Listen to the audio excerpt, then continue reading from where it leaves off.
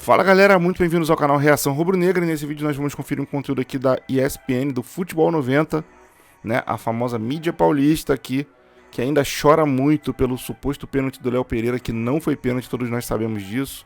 E eles ainda estão chorando a respeito disso, vamos ver o que eles vão falar aqui. Trocar de janela?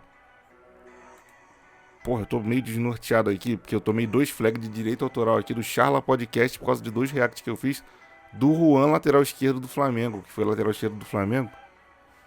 E, porra, essa parada me deixou chateado, cara. Eu editei o vídeo lá, que os flags são em 2 trechos específicos, um em cada vídeo. Aí eu botei um desfoque nos minutos que tem lá, uma minutagem, é um espaço de 2 minutos dentro de um vídeo grande. Botei um desfoque pra ver se essa parada sai e o vídeo volta a ficar monetizado normal. Mas, cara, eu não vou negar pra vocês que eu fiquei meio desnorteado. Essa parada me desanimou um pouco. Eu tenho uma cota de vídeos que eu tenho que fazer todo dia, né? Mentalmente, eu comigo mesmo, né? É como se eu fosse meu próprio patrão, que no caso é a verdade a respeito desse canal. E essa parada me desnorteou um pouco. Até desculpa ficar fazendo esse desabafo com vocês, é porque dentro desse canal aqui, pra falar a respeito dele, basicamente eu tenho só vocês, cara. E aí essa parada me deixou chateado, cara, porque eu me lembro lá no início, eu comecei a ver o Charla muito no começo, bem quando tava na planta. Aí eles com a cadeira que parecia cadeira de quermesse, festa junina, e a mesa também, saca? Na parede branca, com um banner de tijolinho. Eu vi tudo isso acontecendo, tá ligado? E eu vi também o quanto foi importante pra eles canais de corte que compraram a ideia deles desde o início. Inclusive eu tenho um desses canais. Que desde o início comprou a ideia do Charla, tá ficar compartilhando o conteúdo deles. Eu vi o Casimiro começar a reagir a conteúdo quando o Flazoeiro, por exemplo, foi no Charla e meteu que ia processar o Casimiro, não sei o que. O Casimiro reagiu, contou a história como foi, não sei o que. Aquilo deu um boom maneiro no Charla, que foi legal pra caramba. E aí, porra, eu não quero ter que parar de trazer conteúdo do Charla aqui no canal quando falar do Flamengo. Porque, porra, cara, o canal deles é um canal representativo pra gente que fala do Rio de Janeiro, do futebol do Rio de Janeiro, seja lá flamenguista ou não, tá ligado? E se eu tiver que parar, antes eu vou no direct do Cantarelli e do Beto Júnior, que são 2 caras que me parecem ser 2 caras foda, super gente fina, e muito provavelmente não estão sabendo dessas paradas. Porque isso aí me parece o robô do Content ID da NWB, que é a empresa que é dona do Desimpedidos, do Acelerados, etc. E o Charla, eu acho que tem uma parceria de um tempo pra cá, ou tá afiliado a essa network da NWB, e eles ficam fazendo isso, e eu já ouvi falar até uns papos de que eles fazem isso até com conteúdo que não é deles. Te largam um flag strike, flag de direito autoral. Isso é muito escroto, cara. Isso é muito escroto. Por mais que de repente você vai falar aí, mas porra, tu também fica usando conteúdo de terceiros aí, da ESPN. Só que, cara, o YouTube é isso, cara. Você pegar, por exemplo, eu poderia pegar esse pedaço aí do Futebol 90, tirar minha cara, botar ele em tela cheia e ficar calado, deixando essa merda passar, tampar só a hora que aparece jogo, botar aí e não agregar valor algum. Só que quando você bota a sua cara e eu botei a minha cara aqui, eu tô querendo agregar valor, sabe? Por mais que tenha gente que reclame e fale que eu falo muito, não sei o que, a proposta dele é essa. Devagarzinho eu tô construindo uma tropa que tá gostando do que eu tô fazendo. Meu objetivo é chegar um momento que eu vou ter toda essa galera que tá gostando do que eu tô fazendo, se torna uma tropa gigante. E é esse que é o objetivo, é o lance aqui. Você pega um conteúdo do Futebol 90 e eu vou ficar assistindo e vendo o que eles estão fazendo nessa choradeira aí de que foi pênalti do Léo Pereira. E vou dar minhas opiniões a respeito do que eu tô vendo eles falarem, sabe? Basicamente é isso. E a mídia funciona dessa forma muito. Os jornalistas fazem isso. Você vê o Bolsonaro, o Lula, o Ciro, o Romário vai num lugar e fala uma aspa e toda a mídia repercute. Veja, Romário diz que não sei o que, Bolsonaro ataca não sei quem, não sei o que lá. E aí, num programa, Charla Podcast, o presidente não sei quem falou que não sei o que. A mídia é assim, cara.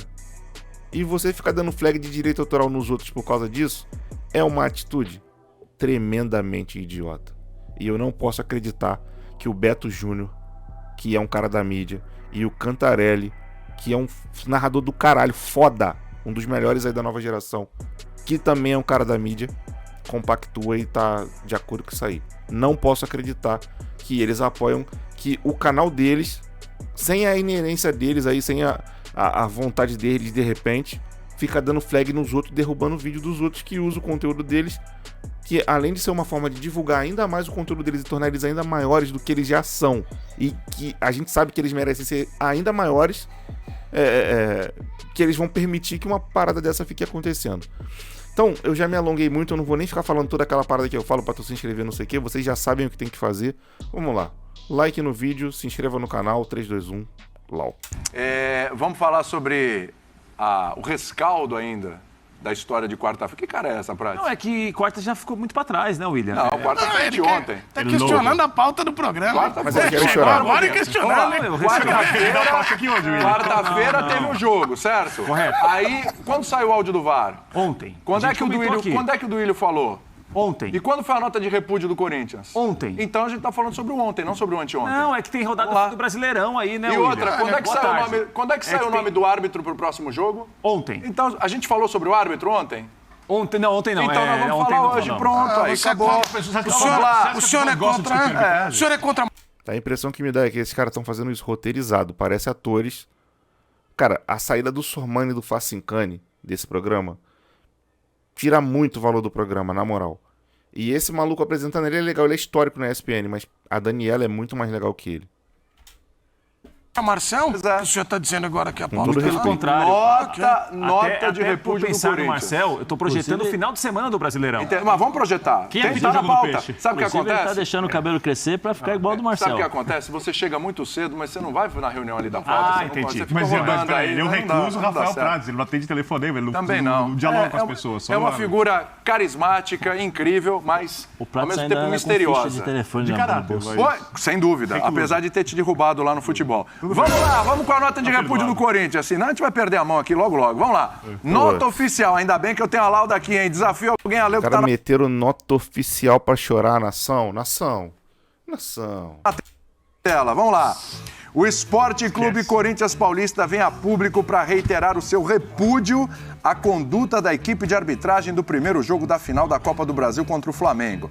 Após a divulgação do áudio da análise da cabine do VAR em lance de pênalti a favor do Corinthians, confirmou-se uma sequência de falas e decisões sem qualquer conexão com o que foi visto nas imagens. Em nenhum momento a bola bate na barriga do defensor do Flamengo, bate apenas no braço. A orientação passada pela cabine do VAR foi completamente equivocada e impediu qualquer revisão.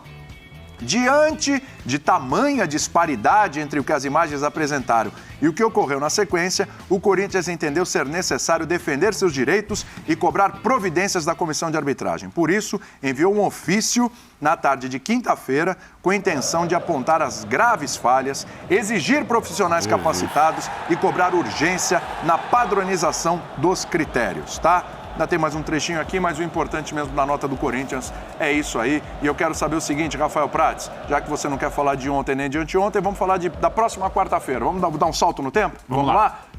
É a famosa pressãozinha para quarta-feira? É só para isso mesmo? É só pra isso mesmo. A discussão sobre a barriga, a gente nem isso, todo mundo achou que não tocou na barriga. E o Zé foi cirúrgico ontem nessa questão. E também achamos que não foi pênalti. Mas não Que foi poderia pênalti. marcar. Sim, que não foi pênalti. Mas não foi pênalti. É isso. Que o Corinthians acha que Podia foi. marcar o neopênalti, mas Então, não foi. pressão pro Wilton. Pressão Já tá pro- na cabecinha do Wilton quarta-feira que vem? Pressão para ele, né, William? Boa tarde mais uma vez, companheiros, fãs de esportes. Essa situação que o Corinthians traz, né, agora à tona, publicamente, olha, o que aconteceu na quarta-feira nos desagradou, a gente está muito atento a isso, espera que não seja falado de arbitragem. Não, o Corinthians quer que se fale de arbitragem. E se fosse o contrário, também a gente comentaria aqui de arbitragem se fosse um lance que o Flamengo reclamasse. Por exemplo, o cartão amarelo do João Gomes era um lance que o Flamengo poderia reclamar tranquilamente. Mas a gente não tá reclamando porque o juiz balanceou. Ele viu que fez merda, com certeza. Ele deu o cartão, beleza. Foi pro intervalo. É fato. Cara, isso é claro como a luz. Esse cara deve falar com a esposa, com o filho, se ele tiver um filho maior e tal. Pô, e aí, como é que tá indo? O que eles estão falando? Pô, ô pai, ô marido, aquele cartão que você deu no jogador do Flamengo não foi nada pra cartão não. Ele nem encostou no jogador do Corinthians. Daí, primeira oportunidade que ele teve de balancear, ele balanceou. Ele viu o João Gomes dar uma porrada no cara do Corinthians e não deu o cartão. Então, por isso que a gente não tá reclamando. Porque o João Gomes não deveria ter tomado o cartão no primeiro lance e deveria ter tomado no segundo. A diferença é que... Qual é a diferença? Que poderia a gente estar reclamando. Naquela altura da partida, mesmo sem ter tomado o primeiro cartão, talvez o Dorival poderia já ter alterado o João Gomes, mas eu acho que ele não faria isso. De repente, pode ser que faria, porque ele veria o João Gomes jogando, sei lá, 60, 70 minutos sem tomar nenhum cartão e pensar, cara, tá 0-0 aqui, o jogo tá meio controlado, tô vendo já o que tá acontecendo, eu vou botar o Vidal e aproveitar que o João ainda não tomou o cartão. Poderia acontecer isso, mas seria especulação, isso é mera especulação, por isso a gente não vai reclamar desse tipo de parada. E o pênalti não foi pênalti, o cara chora demais, mano. Eu acho ruim, William, por mais que a gente fale sempre o seguinte, isso aí pertence ao futebol, isso está na cultura do futebol, os jogos são assim também. Tudo bem, eles são assim também. Mas é um tipo de situação que na quarta-feira no Maracanã, só o Wilton Pereira Sampaio pode perder o jogo. Será que isso é tão justo assim? Eu acho que a arbitragem merece muitas críticas, a gente faz muitas críticas aqui, a gente comenta muitos lances aqui, mas não deixa de ser também uma transferência de responsabilidade. Agora, quando está jogando o jogo, quando está fazendo o que o Flamengo faria, o que qualquer outro clube do Brasil faria. Eu, particularmente, acho ruim para o ambiente, acho que é ruim para o jogo, para o cenário. Fica todo mundo com uma lupa desse tamanho no árbitro e, às vezes, quem erra muito mais que o árbitro em outro lance acaba passando batido. Mas está criado o clima. O Wilton é um árbitro experiente, já há algum tempo trabalha no futebol brasileiro, né? Aí foi cotado para estar em Copa do Mundo, enfim, estará em Copa do Mundo, mas ele vai entrar pressionado. Não sei se isso vai fazê-lo mudar a maneira de apitar. Mas ele está pressionado na quarta-feira, está. Porque o clima acho que já haveria, ou haverá, de qualquer forma, independentemente da nota. Sim. Né? E se a arbitragem tivesse sido perfeita no primeiro jogo, eu acho que ambos os times têm motivos para reclamação quanto à arbitragem, também haveria alguma espécie de... Iam pegar alguma coisa que o árbitro errou, o próximo árbitro, há 30 jogos, há 25 jogos... O fato é que nossa arbitragem não está à altura do que os torcedores querem, do que as direções querem. Os dirigentes todo jogo estão, ameaça. Victor, os dirigentes estão à altura? Os dirigentes gostam e também se beneficiam desse cenário todo? Uma coisa reflete a outra. Então, qualquer jogo é uma ameaça. Um jogo de mata-mata aumenta porque um erro de arbitragem pode decidir. A intenção da nota é muito clara. Se o árbitro tiver uma dúvida, que ele entre pressionado e que, naquela decisão muito rápida... tome uma decisão favorável ao clube. E eu não vou criticar a direção do Corinthians por isso.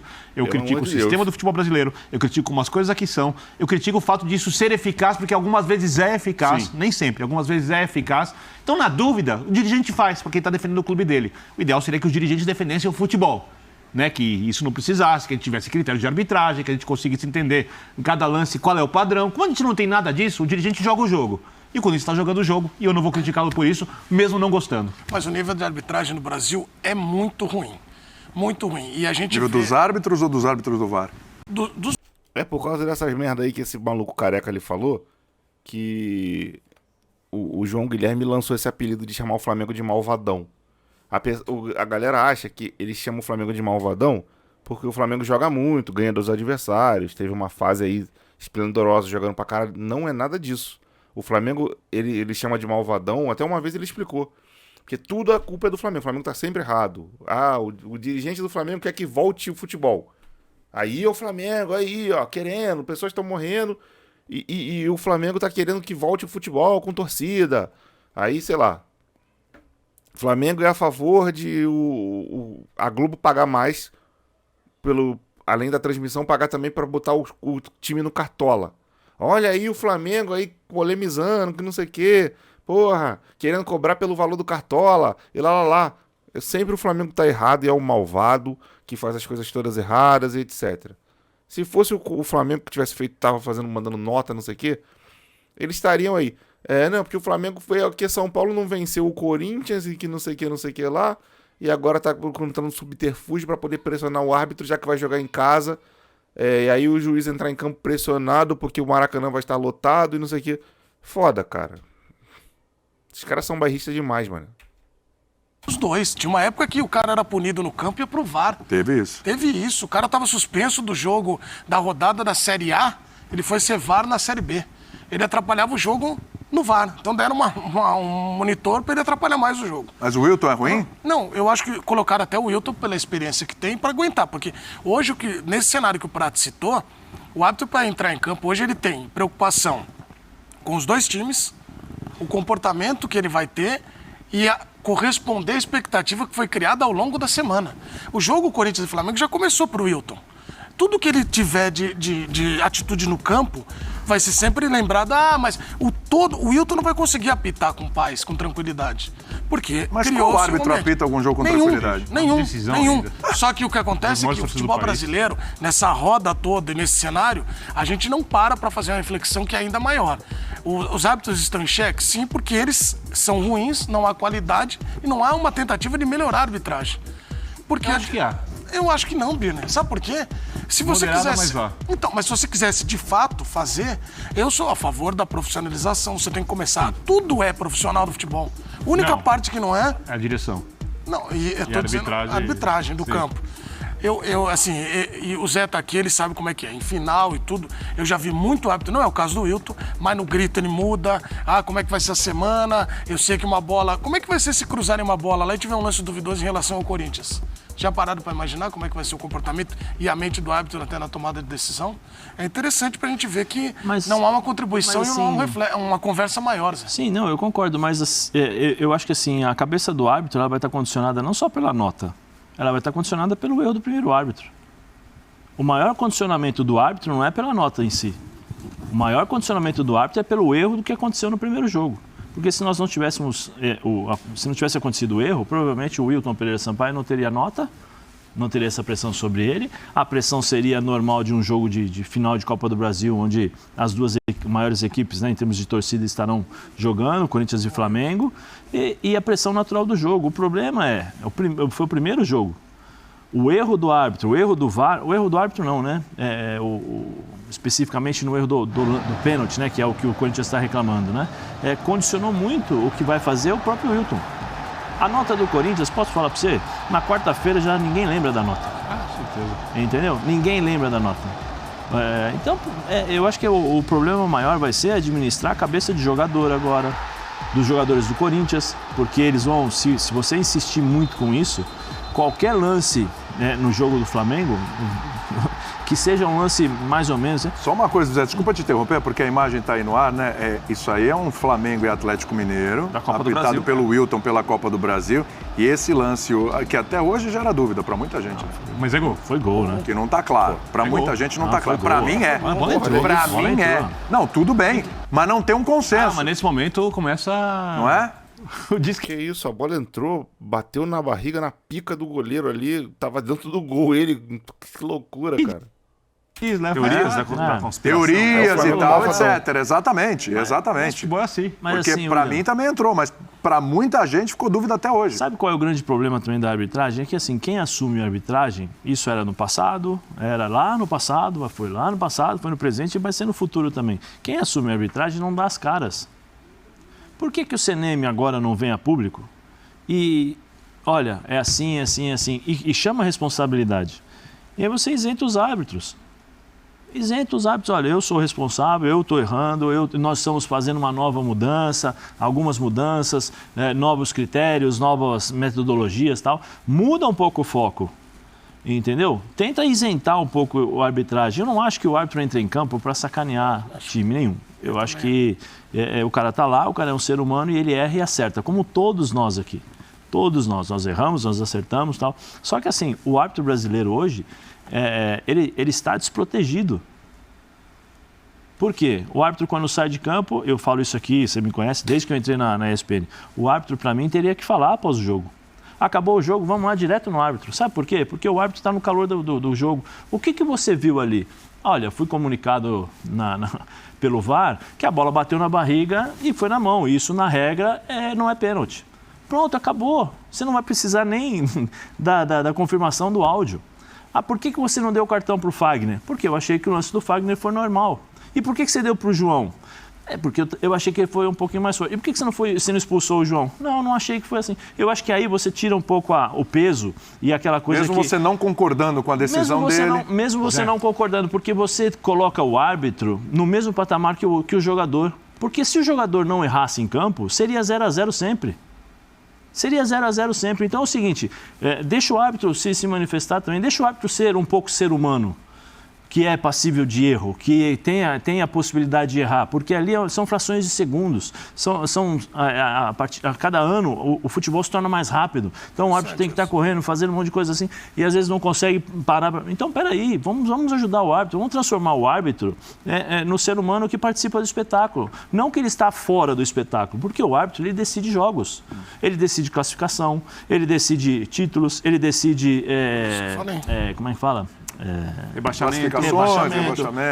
Entendeu? Então eu acho que o árbitro precisa ter voz. A gente tem uma questão aqui que é muito séria no futebol brasileiro. Uma vez, eu já brinquei várias vezes, se eu pudesse escolher entre nascer um novo Pelé no Brasil ou 10 árbitros ingleses no melhor nível, eu preferia a arbitragem inglesa, porque a gente precisa mais disso, a gente precisa mais de credibilidade no futebol do que de grandes jogadores nesse momento. Por quê? Eu, por exemplo, não acredito na honestidade de todos os títulos que foram decididos no futebol brasileiro. Eu não acredito que todos foram decididos em campo. Eu sei que os jogadores precisaram jogar, que os jogadores têm influência. Até quando supostamente houve alguma coisa de arbitragem, muitos anos atrás, décadas atrás, qualquer coisa assim, os jogadores tiveram que jogar. O árbitro não ganha jogo sozinho. Mas, na dúvida, eu acho que sim. Houve decisões em que eu não acredito que foram totalmente honestas, tá? Há muito tempo. Hoje eu não consigo ver mais esse tipo de coisa. Hoje eu acho que os árbitros, como você disse, erram e acertam e não fazem isso por interesses outros, que seja financeiro, político, qualquer coisa de lobby, alguma coisa assim. Mas a história vem. E aí entra a qualidade. Então a gente tem duas questões. Quando a gente está jogando um jogo de futebol, você pode jogar no gramado perfeito, pode jogar no gramado esburacado, com grama desnivelada. A nossa arbitragem, a nossa cultura de futebol, ela é no gramado esburacado e desnivelado, porque ela vem de um histórico em que as pessoas não têm confiança na arbitragem. A partir do momento que acontece um erro humano, de quem não teve nem a preparação ideal, porque a preparação, o Edu falou aqui, não é a mais profissional possível, e eu acho que tem tentado melhorar, mas não tem conseguido muito. Sim. O erro vira uma coisa pessoal intencional. E intencional. Intencional. Por isso e aí cria esse ambiente. Dentro desse ambiente, o dirigente vive. Então, mas ele tem que jogar o jogo. Birner, mas eu não vejo a curto e médio prazo uma salvação, uma solução para isso. Não vai ter, nem se eles derem entrevistas. Porque no começo eu acho interessante eles falarem. Daqui a pouco eles estão falando mais que todo mundo que joga, porque eles vão comentar de quase todo lance. Mas aí você não precisa também ficar 90. Vídeo central do apito e aquela parada toda de ter comentarista de arbitragem falando pra caralho na televisão. Cara, o único comentarista... Claro, tá. O Arnaldo César Coelho é clássico. Pode isso, Arnaldo. Pô, aquilo é realmente um meme até. É foda. Mas, cara, o único comentarista de arbitragem que eu acho relevante de verdade no universo dos comentaristas esportivos é o Carlos Simon, o Carlos Eugênio Simon. Por quê? Porque eu acho, na minha modesta opinião, que ele foi um bom árbitro, embora também tenha cometido seus erros. E o Simon não fala só da arbitragem. Ele nessa mesa aí ia falar, não, realmente a arbitragem, a regra, não sei o que lá. Mas aí alguém pergunta pra ele, Simon, e o que você acha aí, como tem jogado aí o Arrascaeta? Ele ia comentar do Arrascaeta. Bom, o Arrascaeta tem feito boas partidas, tá realmente liderando tecnicamente esse time do Flamengo aí e tal, não sei o que. O Simon não fala só sobre a arbitragem. Ele é um comentarista no geral, que foi árbitro e tem muita propriedade, sabe muito de falar de arbitragem. Mas ele é útil em qualquer circunstância. É que a ESPN não usa esse lado dele. Mas quando havia a Fox, e ele era da Fox, ele falava sobre outras coisas. 50 minutos com o árbitro. Tô falando ali no calor do jogo, 5, 6 perguntas, o tempo que ele sai, você conversa. Para um jogador para a hora de sair do intervalo? Por que não podem parar o árbitro? O que eu acho que o Zé coloca de entrevista, só para pontuar, Zé, não sei se é essa a tua linha, é muito de dar também uma carga de responsabilidade de explicação para o árbitro que os jogadores têm. Sabe por quê, Zé? Ainda em cima de entrevista, do que disse o Birner e você acabou de dizer, recentemente nós estamos observando alguns atletas citando nominalmente árbitros e dizendo, em claro e bom tom, ele me persegue. Que esse cara o Hulk deu aquele alerta contra o Daronco. Edu, mas isso sempre existiu. Sempre existiu, mas na minha época eu também era perseguido. A gente sabe como é que funciona. Entendeu? Mas o cara que eu vi falar essa parada de forma mais evidente foi o que jogou no Flamengo, o zagueiro, fez o gol na final. O David Braz. Que ele falou que acho que é o Rafael Claus persegue ele desde a época que ele tava no Santos ou no Palmeiras, sei lá. E aí alguma coisa que ele fez prejudicou um amigo do Klaus, etc. Porque acho que o Rafael Klaus expulsou ele no banco agora e tal. E aí ele contou isso no Charla Podcast, ou em algum lugar desses aí que ele foi, ele falou isso. Pô, esse cara... não lembro agora, ele falou essa parada em algum... Ele não falou. Ele falou essa parada em algum lugar que eu assisti. Ele explanando aí a arbitragem. Por que aconteceu isso? Que esse cara perseguia ele, etc. O que eu quero dizer nesse sentido de entrevistas é o seguinte, você pega o árbitro... é muito ruim. Do jeito que ele está ali no jogo. Ele não está indo para o vestiário sendo preparado para um possível gigantesco erro. Não, ele está ali. E ele é um ser humano. Porque quando você não dá voz para o árbitro, você dá voz para todas as pessoas que estão fora pensarem que ele fez de sacanagem, que ele fez de propósito, que ele está beneficiando um time, que ele está beneficiando um outro jogador, que ele persegue o jogador. Entendeu? Eu acho que isso é válido. É válido esse tipo de situação. O árbitro não pode dar entrevista nem se ele quiser, né? Sim, mas... Vou te falar, o Zé Elias tem razão, mané. O árbitro tinha que dar entrevista. Sabe por causa de quê? Se a reportagem... Se ele tem a coletiva de imprensa, tem do treinador, do outro treinador e a coletiva da arbitragem. Você não dá muita margem para esse cara pensar o que ele vai dizer, justificar, para o chefe da arbitragem explicar o que aconteceu por ele. Se ele fez merda de fato, ele vai falar uma merda na entrevista e vai se entregar. Se não, ele vai falar como o Zé Elias estava dizendo aí. Não, pô, eu não acho que tenha sido uma falta para cartão. Eu acho que naquele momento ali não foi pênalti. Na minha interpretação, a regra é essa, e eu entendi que não aconteceu isso no momento, do ângulo que eu tinha. Eu entendi que não era isso. Minha decisão de campo foi assim por causa disso. Entendeu? Eu acho que talvez o Zé Elias tenha realmente razão nessa situação aí. Então, já teve caso de querer falar. Mas ele não pode dar entrevista, mas quando ele tem que protestar para ele cobrar 5 ou 10% a mais do que ele ganha, eles fizeram isso. Sim. Eles fizeram isso, ou seja, então ele faz parte do espetáculo. Ele faz parte de um jogo. É impossível você tirar o árbitro. Não tem como. Agora, o que eu falo como se fosse uma medida protetiva, não é isso. Mas trazer o árbitro para a realidade daquilo, trazer as pessoas que estão de fora para a realidade, para entender o que passa na cabeça do árbitro. O futebol está enrolado, que o diálogo do VAR com a arbitragem deveria ser no estádio para todo mundo escutar. Sim, é igual hoje em dia, NFL, né? NFL, no rugby também tem um monte de coisas. Mas assim, não pode deixa eu entender, você quer colocar o áudio? Solta o áudio. O áudio do VAR. Mas decide jogo. Mas na hora do jogo? Solta o jogo. Mas aí é complicado. Mas se hoje ele já é xingado, imagina na hora. Prática é outra coisa. Só uma outra coisa. A gente vendo aqui, a gente já fica enlouquecido, né? Uma outra vai melhorar o discurso, a coisa ficar mais séria. Uma outra coisa, eu acho isso impossível, porque dependendo do que acontecer, dependendo do que falarem ali, tem invasão em campo, agressão, acho que aí a gente perde um pouco a mão, eu acho, nesse sentido, porque a polarização tá complicado. Em relação à questão de... Concordo com o Zé Elias de novo. Até porque isso acontece na NFL, é outro país, é outra cultura, é outra lei. Cara, nos Estados Unidos tu invadiu o campo, dá porrada no juiz, generalizar, não sei o que, tu agredir um cara, sangrar ele, não sei o que. Porra, tá arriscado tu ficar tempo pra caralho na prisão, na cadeia lá absurda, lá com um monte de assassino, cara. Se der uma merda mais séria, prisão perpétua, bicho. Lá não tem brincadeira, não tem desenrolo. Se a merda for ainda mais séria, tu vai pra cadeira elétrica. Tá louco, mano. Porra, brinca muito. Não dá pra fazer isso aqui, não. De profissionalismo, né? Profissionalizar os árbitros. Muitas vezes aqui, a gente estava conversando, eu conversei com a Renata, na época do Salve também, nós conversávamos bastante. Tem muito árbitro que não quer ser profissionalizado. Que ele quer ter outro trabalho. Porque ele quer ter outro trabalho. Por quê? Porque a arbitragem é um complemento do trabalho dele. O árbitro FIFA hoje, se eu não me engano, ganha R$4 mil por partida. Se ele fizer 4 partidas em 15 dias, ele tem 16 mil. É lá grana. Entendeu? Agora, se ele for profissional... eu não sei se a arbitragem profissional vai pagar para ele... Não, mas aí tem que ser uma adequação, né? Não, mas eu entendi o que você falou. O que eu estou falando, cenário Edu, de hoje, peraí, só um minuto. O que eu estou dizendo é o seguinte, eles não querem.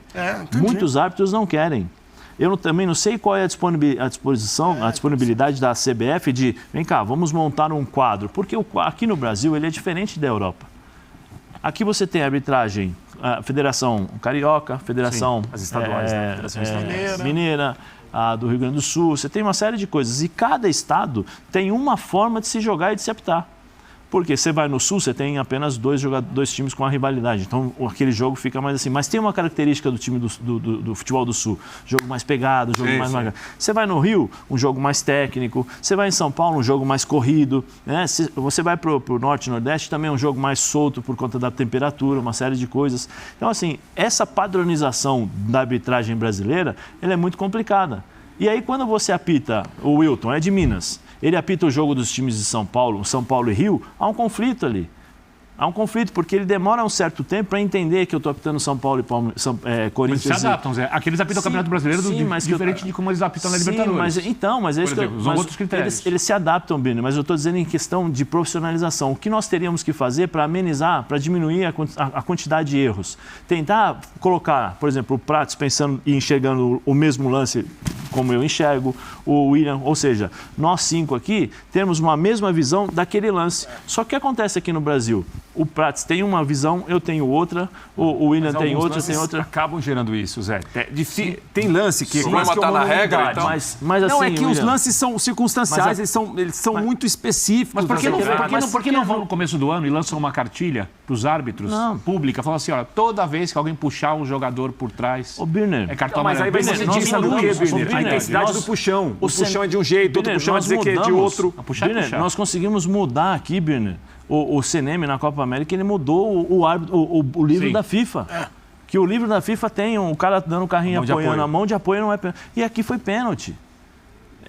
Sabe, são então, coisas Zé, por difíceis, isso que a gente fala, que é complicadíssimo. A gente fala do critério e acho que também é muito do costume, você citou bem o do costume, depois pensando você tem razão nisso. Mas tem um outro momento em que o Birner lembra sobre critérios adotados no Campeonato Brasileiro e na Conmebol Libertadores. Por que o árbitro, o meu questionamento é por que o árbitro muda o critério do Brasileiro para a Libertadores e os jogadores também? Quando eles vão jogar pela seleção, ou eles vão na FIFA, pergunta se tem aquela reunião igual o árbitro está vendo aqui no VAR, parece aquela porta de igreja com a noiva, todo mundo em volta. Vou te fazer uma pergunta, Edu. Vou te fazer uma pergunta. Você acha que a FIFA abre a porta do escritório da arbitragem para receber uma delegada? Vou receber os dirigentes da Espanha. Claro que não. E não tem... É isso. Entendeu? Só que aí você mostra... Eu não estou dizendo aqui que a CBF tem essa abertura, como disse o Zé, mas tem uma coisa de, quantas vezes a gente viu o diretor indo viajar para o Rio de Janeiro e aí ele volta, porque assim, o cenário eu sou prejudicado, eu lanço nota, vou na CBF, faço uma visita e volto. Dei satisfação à minha torcida, ao meu treinador e ponto final. Agora eu joguei a responsabilidade para eles. Aí sabe como é que é o papo? O diretor chega no técnico, o Zé sabe disso, se fecha no vestiário, aí pessoal... Agora eu quero ver, tá com os caras lá, vamos ver o próximo jogo. Pressão nos caras que eu joguei a bola. Então é uma troca de responsabilidades e não é uma reflexão maior da busca por algo melhor. Mas não vai ter. Dito tudo isso, o que vocês acharam do nome do Wilton, Prats? Eu acho que é um nome de um árbitro experiente, William. Unanimidade não vai ter.